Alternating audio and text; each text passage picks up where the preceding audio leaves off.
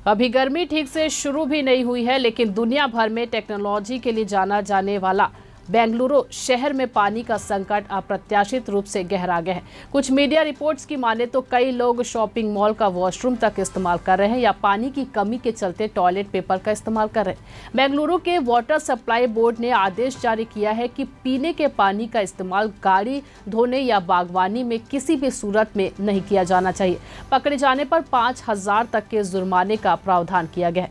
एक आकलन के मुताबिक बेंगलुरु के 1,30,00,000 रहवासियों के लिए कोई 1500 mld पानी की रोजाना कमी हो रही है।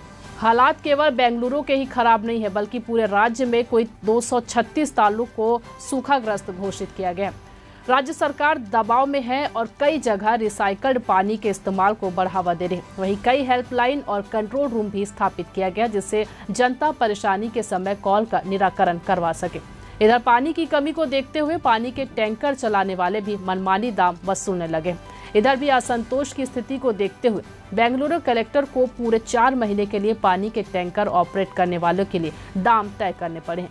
व्यस्त जीवन के आदि बेंगलुरु शहर के लोगों को अब पानी के लिए इधर उधर भाग दौड़ करना पड़ा और कई बार पानी मिलने की स्थिति में भी उसकी गुणवत्ता देखने से ही संदिग्ध जान पड़ती है। फिलहाल लोगों में चर्चा है कि जब अभी से इस तरह के हालात हो गए हैं तो पूरी गर्मी का मौसम कैसे बिताया जाएगा।